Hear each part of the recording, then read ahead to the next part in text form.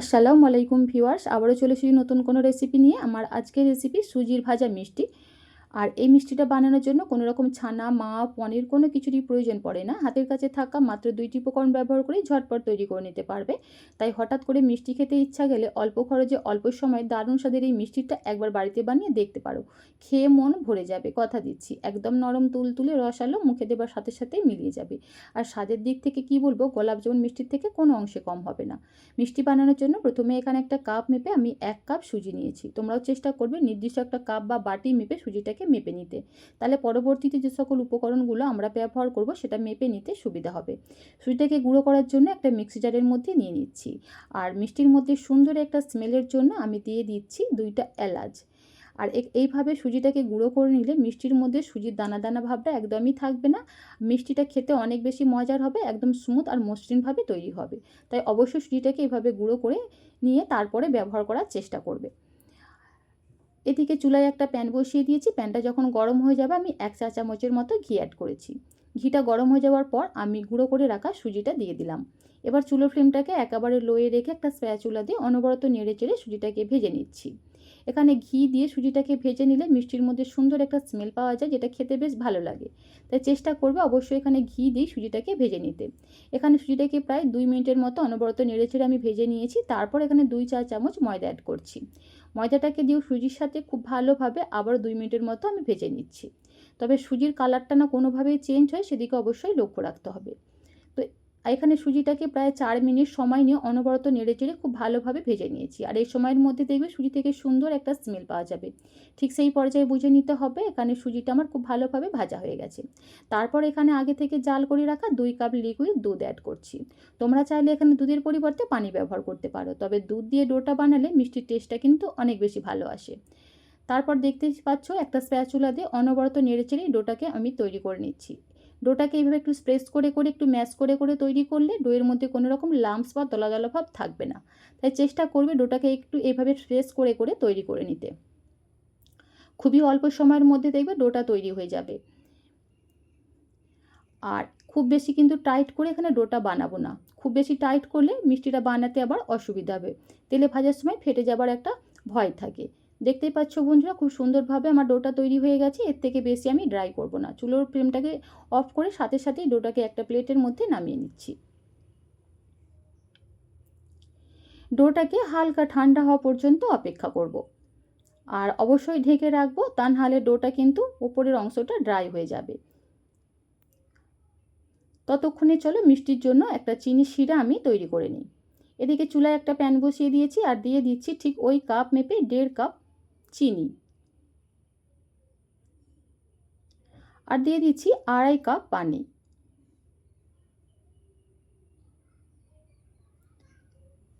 একটু ভালোভাবে নেড়েচেড়ে মিশিয়ে নিচ্ছি।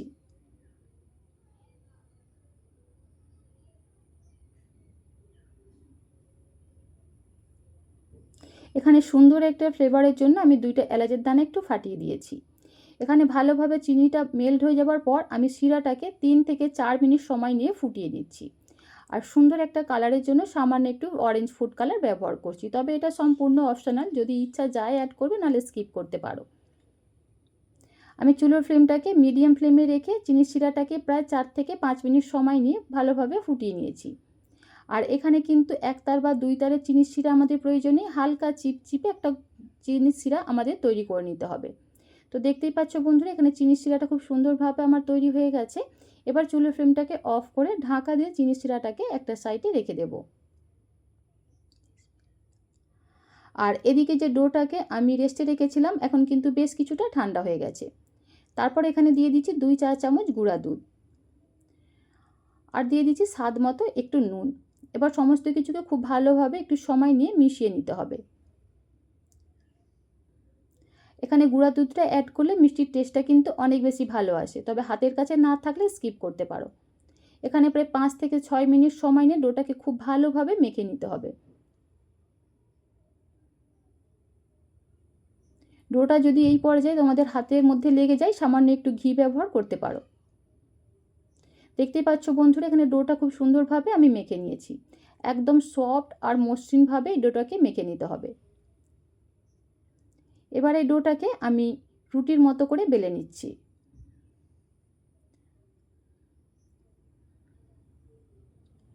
তবে রুটির মতো একদম পাতলা করে বেলবো না, আমি দেখিয়ে দিচ্ছি ঠিক কীভাবে বেলে নিচ্ছি।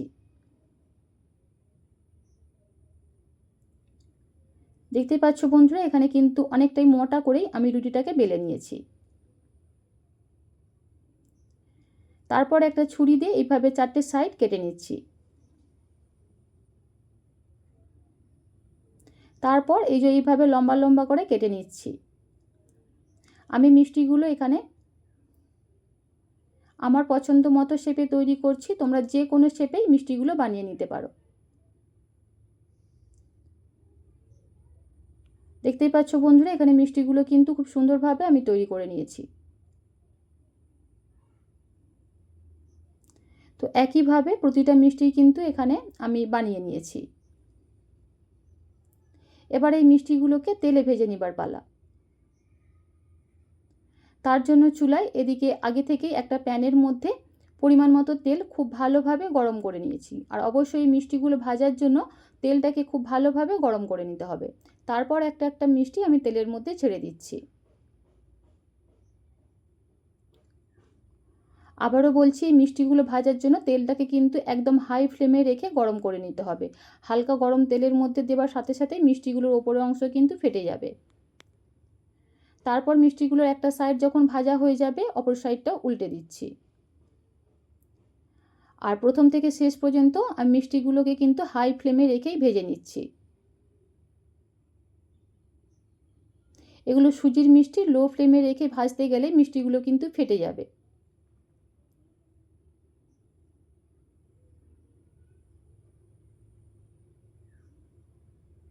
দেখতেই পাচ্ছ বন্ধুরা, খুবই অল্প সময়ের মধ্যেই কিন্তু মিষ্টিগুলোর মধ্যে খুব সুন্দর একটা কালার চলে এসেছে।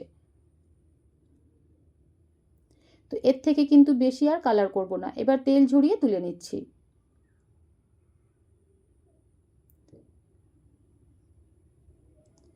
আর মিষ্টিগুলো তেল ঝরিয়ে তুলে নিয়েই সাথে সাথেই আমাদের উষ্ণ গরম চিনি শিরার মধ্যে দিয়ে দিতে হবে। এই পর্যায়ে যদি তোমাদের চিনি শিরা ঠান্ডা হয়ে যায়, সামান্য একটু গরম করে নেবে। তো মিষ্টিগুলো চিনি শিরা দেবার পর ভালোভাবে একটু নেড়েচেড়ে শিরার মধ্যে কোট করে নিচ্ছি। তারপর ঢাকা দিয়ে আমি মিষ্টিগুলোকে কম করে 1 ঘন্টার মতো রেস্টে রেখে দেবো। এর থেকে বেশিক্ষণ সময় রেস্টে রাখার কোনো প্রয়োজন নেই। আর 1 ঘন্টার মধ্যে দেখবে মিষ্টিগুলো কিন্তু একদম নরম তুলতুলে আর রসালো, সমস্ত রসটাই কিন্তু শোক করে নেবে।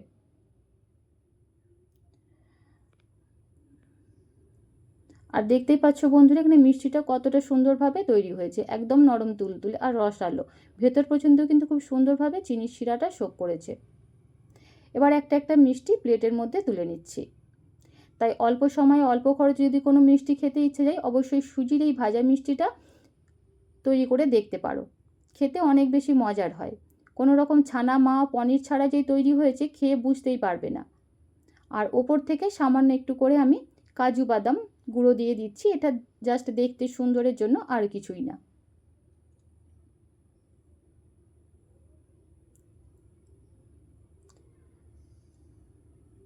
তো যারা মিষ্টি খেতে পছন্দ করো, তারা কিন্তু ঝটপট এই মিষ্টিটা একবার হলেও বাড়িতে বানিয়ে দেখতে পারো।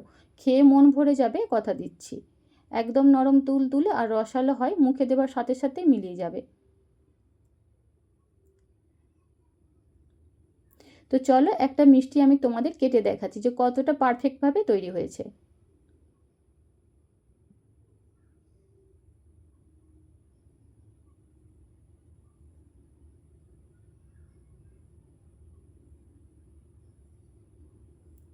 আশা করি আমার কাটা দেখেই তোমরা বুঝতে পারছো মিষ্টিটা কতটা বেশি লোভনীয় আর পারফেক্টভাবে তৈরি হয়েছে।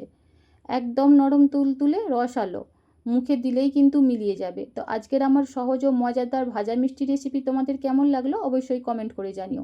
এই রেসিপিটা যদি কোথাও এতটুকু ভালো লেগে থাকে, প্লিজ বন্ধুরা লাইক, কমেন্ট এবং শেয়ার করতে একদমই ভুলবে না। চ্যানেলটা সাবস্ক্রাইব করে পাশে থাকার অনুরোধ রইল। আল্লাহ হাফেজ।